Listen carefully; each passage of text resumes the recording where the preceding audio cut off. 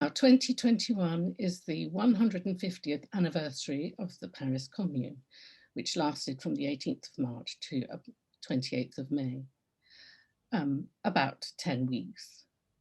I am by no means an expert on French history or on anarchism or on Louise Michel, and there may be many amongst you who know more about her than I do.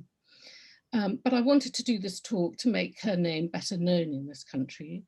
In France, she is well remembered as one of the greats of the Republican left, and there are streets, schools, and squares named after her, but there is absolutely nothing here that I can find. And I wanted to take this opportunity to remember the Commune, which has been more or less forgotten in this country. And really to explore the life of this amazingly resilient, compassionate, passionate woman. We'll start briefly in Lambeth, South London. And for those of you joining from elsewhere in the world, Lambeth is a sort of bottle-shaped district that stretches from the south shore of the Thames overlooking Parliament right down into the suburbs. Now, on a chilly morning, 11th of January, 1883, Louise Michel went on a tour around Lambeth Workhouse, the building here, which is quite an old photograph from the archives. You may know it better if you live locally as the Cinema Museum. She was the guest of someone called Miss Frances Lorde, who was on the Board of Guardians, Lambeth Board of Guardians, and these were the people who were responsible for administering the poor law. They ran the workhouse and they gave out dole, which it was called outdoor relief. It was payment if you weren't actually in the workhouse. Now, Miss Lorde and the others in the group hung on Louise Michel's every word, and the visit was reported afterwards in the South London press. So why was Michel so important to Frances Lorde and her friends, and why did her opinion matter? It seems somewhat surprising, as she was lots of things that were generally disapproved of. She was foreign, she was an ex-convict, she was a former arms-bearing combatant, an atheist, political radical, feminist, and professed anarchist. She was also a number of other things: poet, playwright, artist, journalist, educationist, teacher, nature lover, animal lover, campaigner, philanthropist. So what I want to do is, if you could hold that question in your heads about why was she important to these ladies and gentlemen walking around the workhouse, while we take a look at Louise Michel's event-filled life and find out how she ended up in South London and what she did there. She was born in 1830 in a tiny hamlet, Vauxhall-la-Côte, in the Haute-Marne, and that's about 175 miles southwest of Paris. And when I say tiny, I mean really teeny tiny. It was probably shrunk since 1830, so it might have been a bit bigger than this when she was there, but really not much. She was born out of wedlock. Her mother was a chambermaid, and her father's family was the local gentry. But that didn't mean that she was rejected by his family. In fact, she was brought up by her father's parents, who gave her an education at a time when working class women were really not educated. She eventually became a school teacher, and over the years, she became increasingly radical. So even as a young woman, as a young teacher, she had ideas about educating children through play and discovery, and that, as you may know, is the antithesis of conventional French education. And she lost a number of jobs about her insistence on teaching things her way. Now, by the mid-1860s, she was drawn to Paris, which has been for centuries now, well, it was in the 19th century, a centre for revolutionary aspiration. And she lived in Montmartre in the north of the city, and she opened a school there, and she ran it according to the principles that she believed in. So France at that time was an empire headed by Napoleon III. Now, he started as a president in 1848, but he decided he'd much rather be an emperor, and he staged a rather bloody coup in 1852. Under his control, Paris changed radically. You may have heard of a man called Eugene Haussmann. Haussmann was not an architect or even a town planner, but an administrator. And at Napoleon III's request, he was behind the deep changes to the Paris infrastructure and its general demeanor, its look. What he did was he swept away whole working class neighborhoods, these sort of medieval alleyways that were quite easy to defend if you were having an insurrection.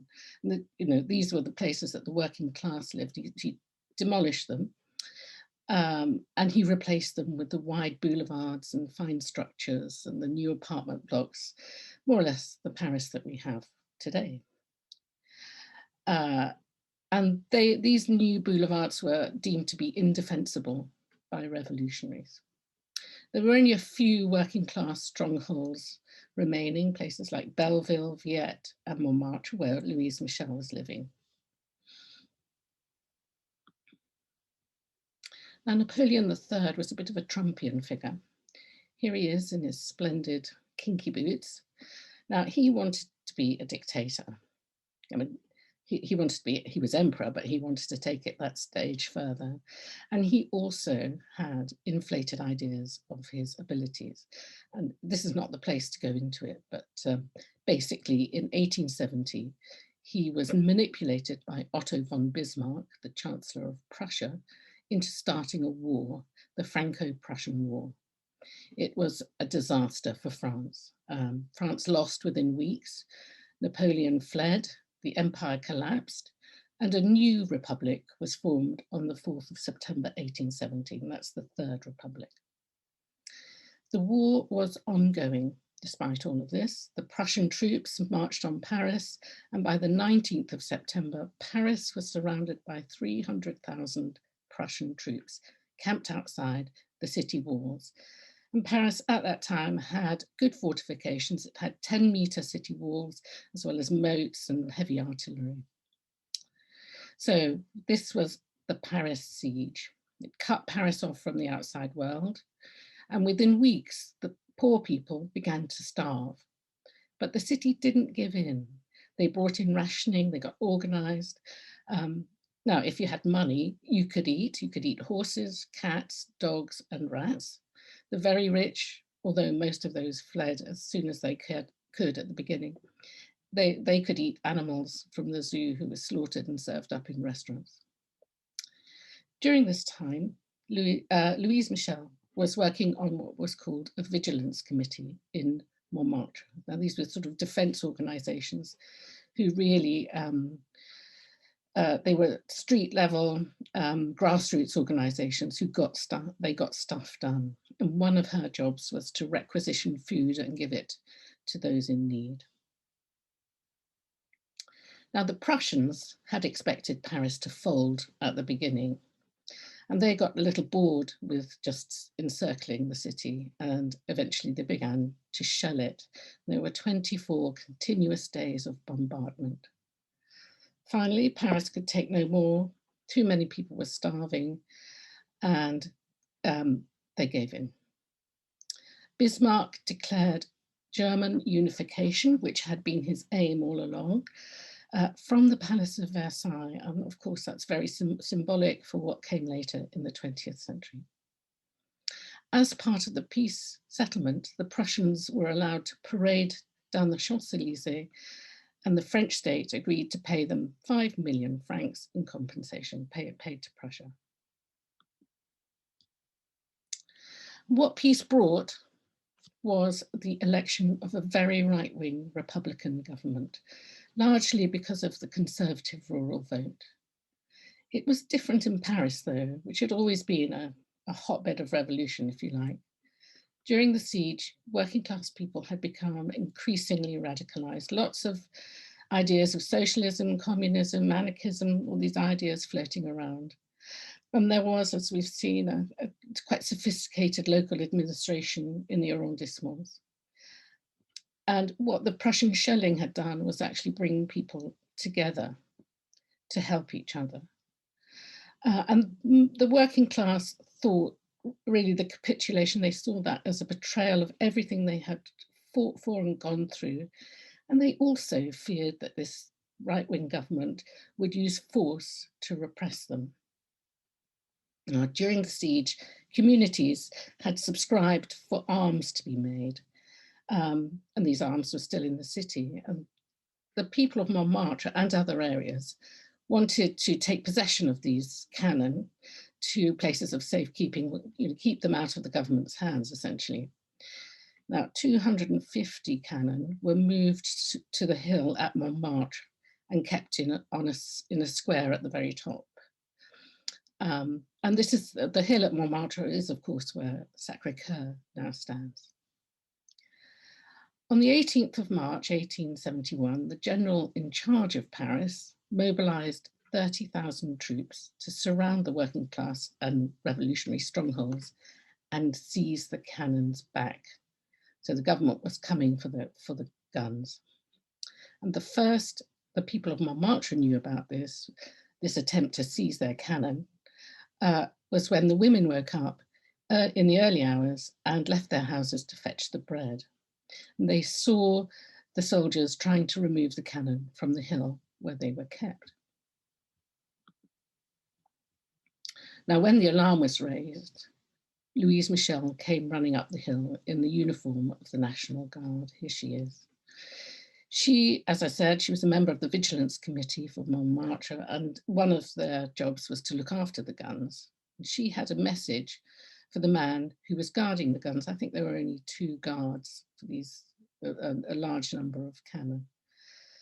He had been shot by the government soldiers, and she started tending to his wounds, and she recognized that this was a turning point. Later, she went back down the hill, shouting, trying to rouse more people to come. And church bells started ringing, and before long, the whole neighborhood was out at the scene, talking to the soldiers, trying to stop them taking the guns. There were some mutinies amongst the soldiers, people who decided to side with this mob, if you like. And at one point, a large group of women arrived, led by Louise Michel, and some of them had rifles, and they were fearless as they approached these armed men. In fact, the early part of the day was fairly uneventful in terms of violence, but it turned bloody later when 2 very unpopular generals were shot at the insistence of the crowd. Now, at this point, the president, who was a man called Adolphe Thiers, he ordered the entire administration of Paris, the government administration, to leave Paris. And they set up a government in Versailles, just outside the city. The Commune was declared a few days later, and elections for a ruling council took place. And what followed was roughly 10 weeks of socialist government.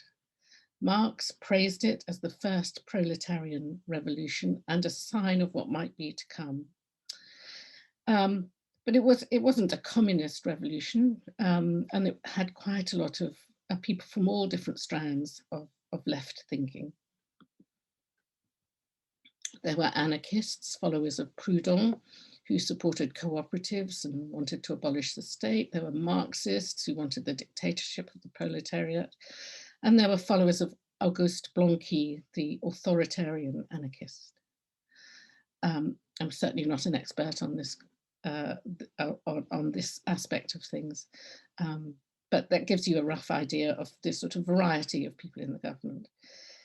About 1/3 of the ruling council were of working class origin. The rest were friends of the people, so lawyers, journalists, small businessmen.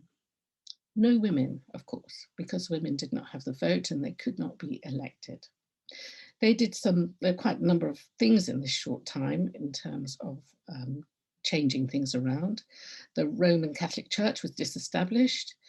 There were plans to reorganize the police and the bureaucracy. Workers' conditions improved. the death penalty was abolished, and child labour was abolished, night labour was abolished.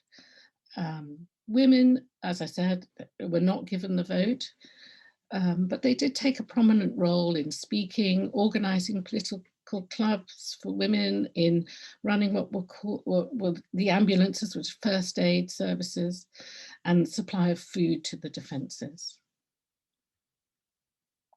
And for me, these weeks, there was this kind of reminded me of, I was just watching a documentary about Woodstock, the 1969 music festival in upstate New York. It kind of reminded me of that, but obviously without the drugs. There was sort of a spirit of cooperation, friendship, hope, and lots of music. And there were free concerts in the parks and in the palaces. There was also a knowledge that things must end. And for the communards, if not the hippies at Woodstock, there would certainly be a reckoning. On the 10th of May, the government, the Versailles army, began an assault on Paris in the west, and a week later they burst through in the southwest. The communards built barricades even across these very wide boulevards. You see the difficulties here trying to build a barricade across the width of 2 boulevards. And they had themselves proudly photographed on them.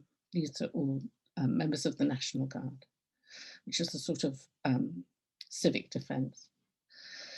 The government troops were fighting them street by street.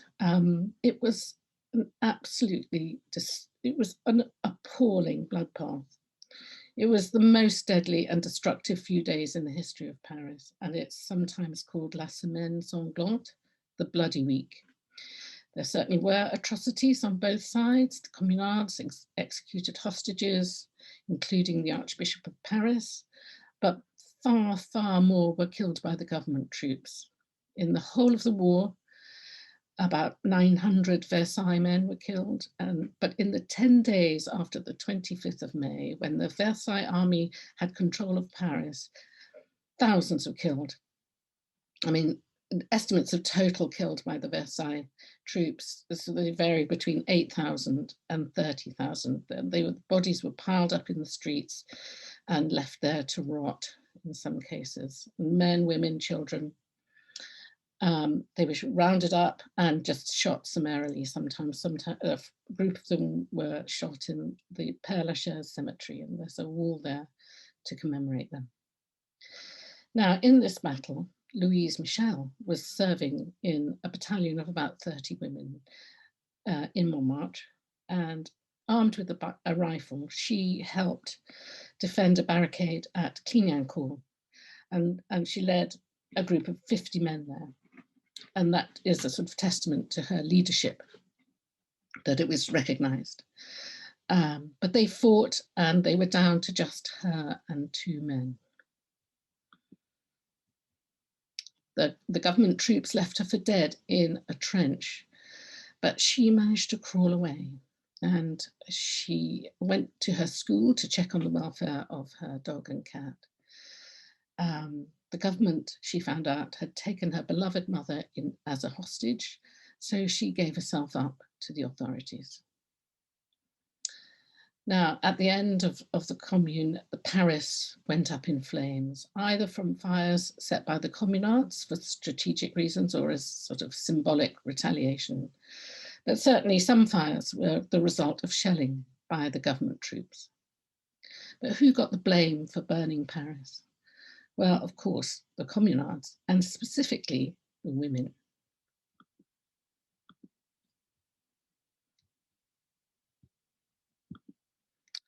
There was a deliberate government propaganda campaign.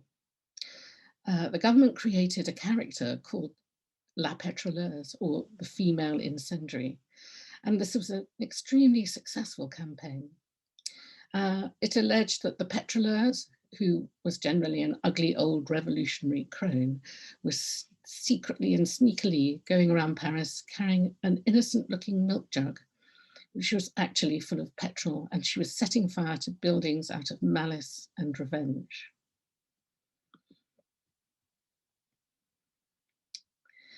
Now, at the end of the Commune, Louise Michel was in prison, of course, along with vast numbers of others. In some ways, it was worse than death on the barricades. She and thousands of others had to walk from Paris to Versailles while being stoned, whipped, and spat at by the bourgeoisie who lined the streets. There were summary executions along the way. I think at one point all the sort of grey-haired men were singled out and rounded up and just shot in this stream of people going to Versailles. Eventually, she ended up at a prison called Chantier in Versailles, where the conditions were appalling. Here she is circled, and this is a photograph by Eugène Appert, and it's a photo montage showing the women at Chantier. This is early fake news. I mean, we've had the pétroleurs, and this is just another bit of fake news of the time. It's a fascinating subject, this, and not one I've got time to go in today, and it sort of deserves a presentation of its own. But anyway, what Appert, who was a society photographer, did, what he did was he took photos of women and men in prison, women communards in prison, and men too. He printed them up and he cut out the heads or the upper bodies, and he stuck them on posed bodies of actors that he'd previously photographed, and created these photo montages. So for the men, the reconstructions were of communard atrocities. So he sort of recreated the scene, of course, to the detriment of the communards. For the women, he made them look well cared for, but dirty and disreputable and defeated. And you can see on the left this woman drinking out of a bottle. That was perfect for him. He sold the whole set and titled it Crimes of the Commune, and he made a good deal of money out of it.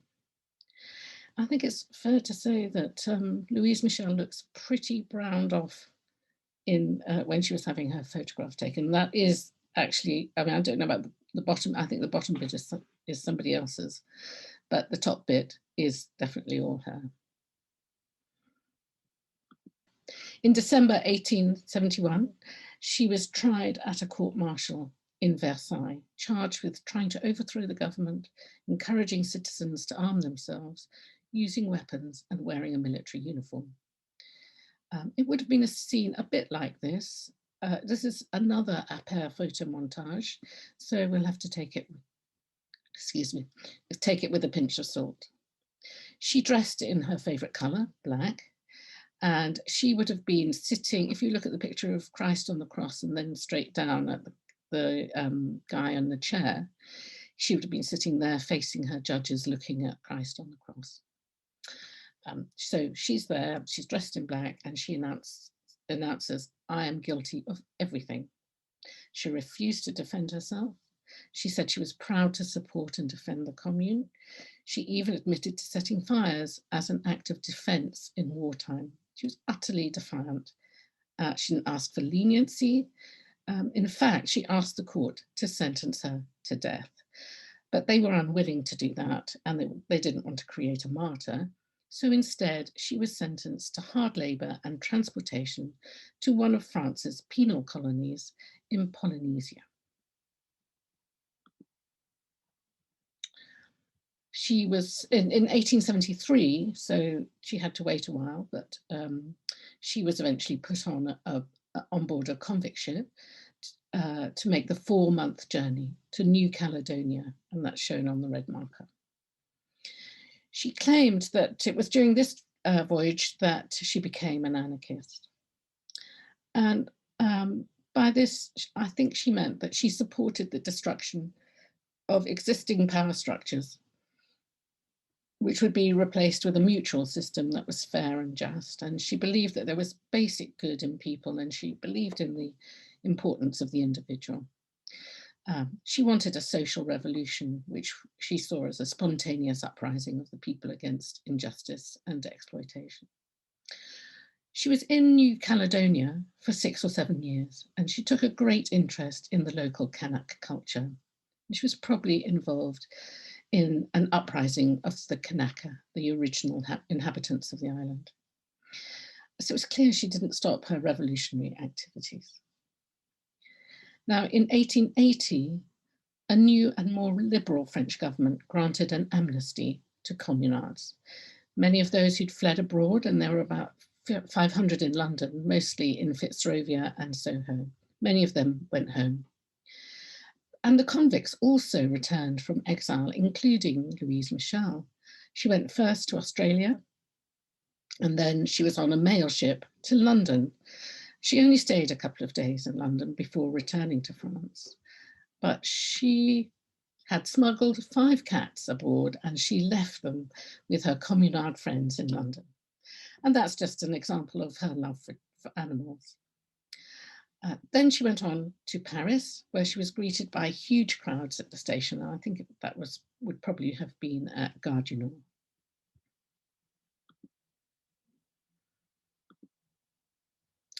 She was back in London in 1881 to attend the Anarchist Congress, and she began to develop an affection for the city.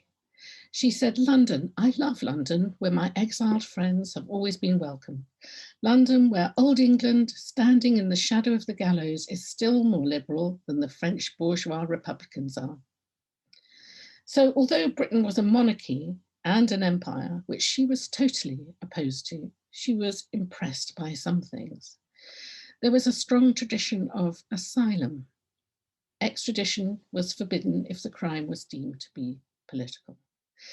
This is why the French communard refugees felt relatively safe in London. However, there was cooperation between the British and French governments and the British and French police. And there were certainly French government spies amongst the expatriate community.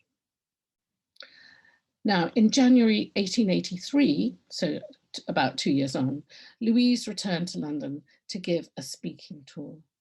And the aim was to raise money for a shelter for communards who were destitute in London. And this is the time when she visits the Lambeth Workhouse.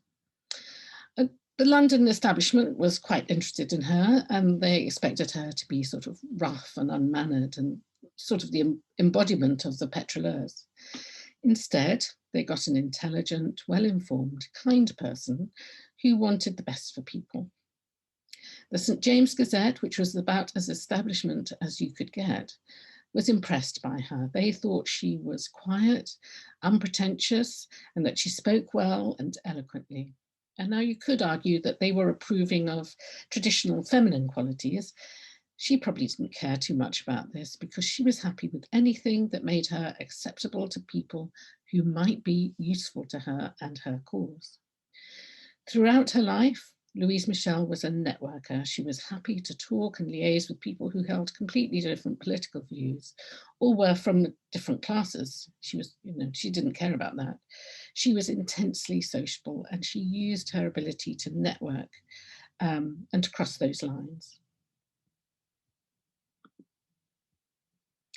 Now, among the invitations she received was the one from Francis Lorde, who'd just been elected to the Board of Guardians of Lambeth.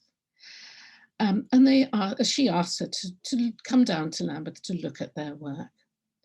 Now, Michel may have also wanted to have a look at workhouses to learn lessons on how to run the shelter she planned, the one for the destitute communards, how it should be run or not run. Frances Lorde was not a socialist or an anarchist, but she was a forward thinker and she had a strong social conscience. She was a suffragist and an intellectual. She'd studied at Girton and at University College London. So the visit was arranged, and on the 11th of January 1883, Louise Michel leaves Fitzrovia, where she was staying with friends, and heads to Waterloo to meet Frances.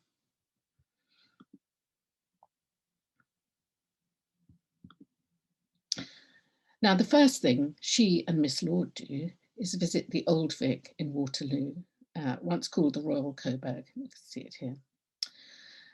And it had recently been revived by a remarkable woman, Emma Cons. Now, Emma Cons used the Old Vic to provide education and cheap performances, Shakespeare performances, that was very popular, to working class people. And 4 years before this meeting in 1883, she had established something called Surrey Lodge in Kennington Road, and that was a new way to do social housing. So Louise Michel and Frances Lorde now walk over to Surrey Lodge to meet Emma Cons and take a look around Surrey Lodge. Here it is. If you're from the local area, you'll recognise the position. If you look to the very far right, there's a rather unusual window at the bottom on the ground floor. That actually was my dentist for a while, and that window is still there. Anyway, this position is sort of diagonally opposite the Imperial War Museum, the park in front. It's now, it has been demolished since, and it was flats, and now it's a hotel. Now, Emma Cons takes the women round this complex. Louise Michel sees the provision for the children. She was always very interested in the welfare of children. They had a courtyard to play in the centre. The flats had balconies. There was a communal wash house and a meeting room. And she said, whoever thought of all this must be somebody who had worked among the poor for years, as indeed Emma Cons had. And she herself was from a working class family. After they'd finished at Surrey Lodge, they walked on to the workhouse in Renfrew Road, and that's about a 15-minute walk. Seen here in a contemporary print. You'll recognise it from the photograph at the very beginning. Now, Michel watched as people came in to collect their outdoor allowance, the dole I mentioned earlier, and to be fed. And Frances Lorde explained to her that officials from the workhouse would do outreach, essentially. They would go and visit the destitute and tell them how they could access help. And Louise Michel said, then no man or woman need starve in England. In France, there was no statutory duty to look after the poor. There was only the charity of the church. And of course, she had looked after the poor herself, after the needy in Montmartre. So this was very interesting to her, the state stepping in and supporting people who were on the breadline. Now, that evening, she went to dinner with the Reverend Llewellyn Davies. I don't know anything particular about Llewellyn Davies, but the communards were generally very anti-clerical, anti-religion, and Michel was an avowed atheist. But she didn't see the Reverend Davies in the way that she saw the Catholic clergy of France. And she would talk, as I said, she would talk to anyone about the things she believed in: social justice, women's rights, and education. Frances Lorde wrote that the next day, when giving a lecture, Louise Michel had referred to the visit and said it had thrown more light on the good forces that are always at work in our free country. So Frances Lorde would have been quite pleased with that, but was it really what Louise Michel meant? Well, we'll come to that in a bit. But anyway, so Louise Michel returns to France within a few days. She's a hugely popular, she continued to be a hugely popular figure, and she could attract vast crowds wherever she was speaking. Now, just a couple of months later, after her visit to London, she led a demonstration in Paris of unemployed workers, at which she carried the black flag. And apparently, this was the first time the flag was associated with the anarchist movement. She led the demonstrations into the centre of Paris, demonstrators into the centre of Paris, and she encouraged them to loot from some high-class bakeries. And for this, she was arrested and tried again, and she was sentenced to 6 years solitary. And she was out in 3 years, but she wrote her memoirs while she was in prison. Oops. There we go. So these memoirs were published in 1886, and she had some things to say in them about her visit to Lambeth. She said she had been misunderstood on the subject of workhouses. Her hosts thought she was enthusiastic about them, but this was not quite the case.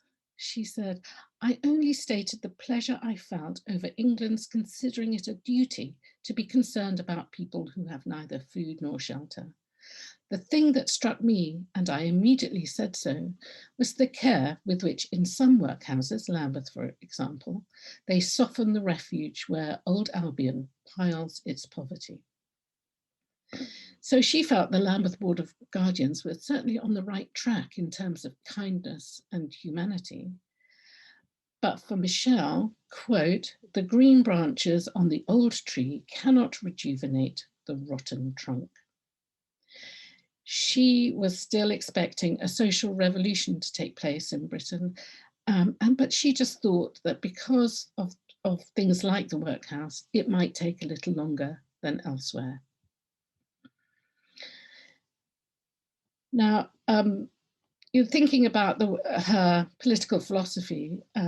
She was, as an anarchist, she was much criticised by her fellow male anarchists, and she was branded as inconsistent and emotional. I think partly because she made it so clear that she was a compassionate person. And this sort of was to misunderstand her aims. It didn't help that at one rally, after she was let out of prison, she was shot in the back of the head and had to spend a year in hospital. And it meant that she could be pitied and dismissed as slightly mad. Now, in France, she was constantly followed and spied on by the authorities. And in 1890, she was arrested again. She was released, and then disaster. Her mother died. And this time, the authorities tried to use her terrible grief to imprison her in a mental institution, claiming she had dementia. So after that, she moved to London, 1890.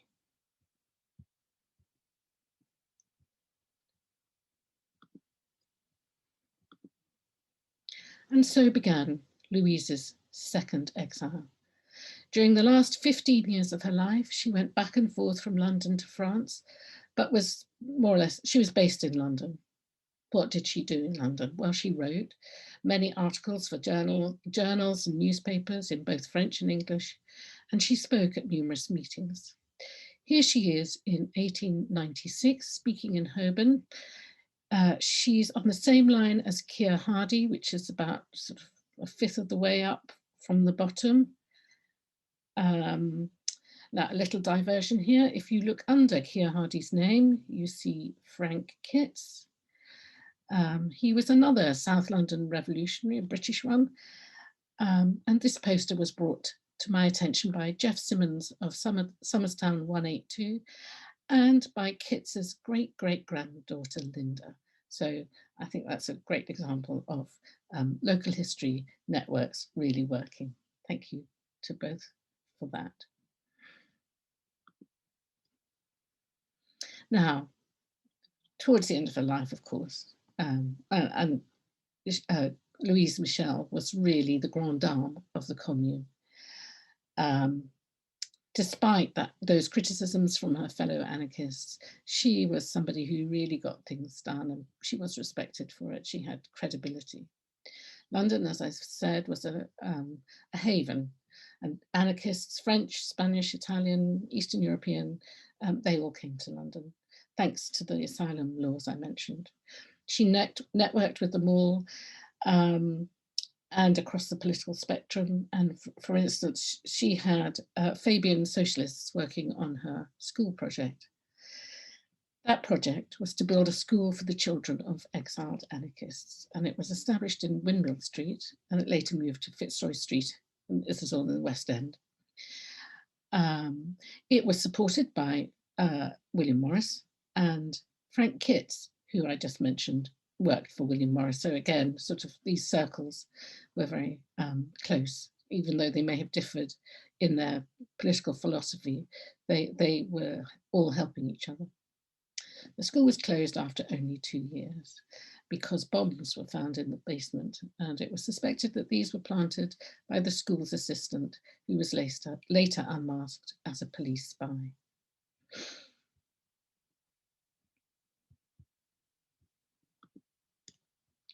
So now let's look at the places where Louise Michel lived in South London.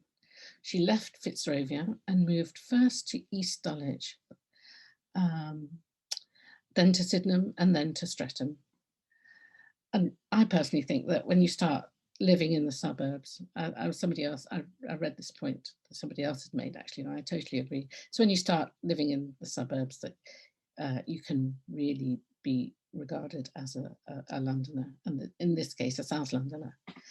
And in fact, for the information that follows, I would like to thank Transpontine blog, who have an interesting piece about this on their website. And that will be included in the follow-up email after the talk. So in East Dulwich, she lived at 15 Ardsley Terrace in Placket Road, and it's shown here on a contemporary Ordnance Survey map. She was visited here by a fellow communard who found the then 62-year-old Michel surrounded by cats, dogs, and a parrot that cried, "Long live anarchy." Sadly, this street has gone. It's no longer there.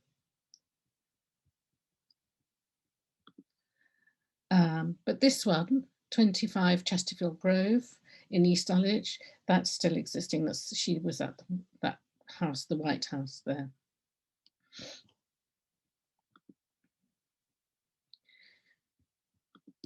In March 1900, Michel was boarding with the Vauxhall family at 8 Albion Villas Road in Sydenham, and that has also gone. And in 1903, she was at 53 Dahomey Road, Streatham. And this is Dahomey Road here.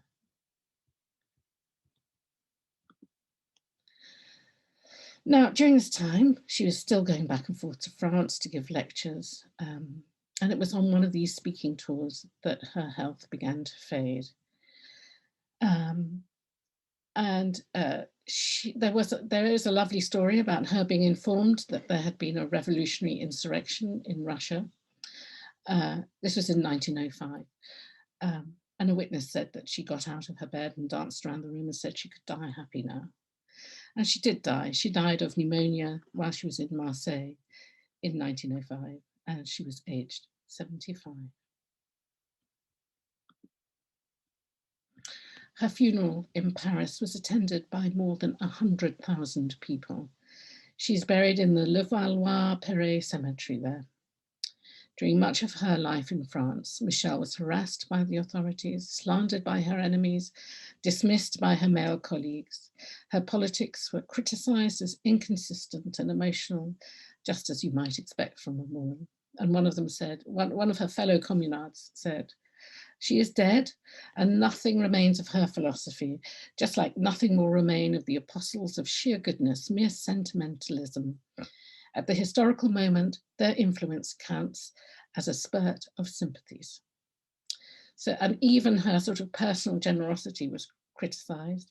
A French journalist who interviewed her in London in 1890 reported that to every beggar passing by, Michel stopped and gave a penny, so that after 15 minutes, her purse was empty and she resorted to mine. Her extraordinary social networks, her ability to charm money out of people for the anarchist cause and to support anarchists materially, her commitment to equality and fairness, her kindness to beings, whether they were human or not, beings in need, were abiding principles. And I think in England or in Britain, she became the acceptable side of anarchism, partly because of this emotional side to her. She had amazing pulling power, not only in France, but in that later period after 1890 in Britain too.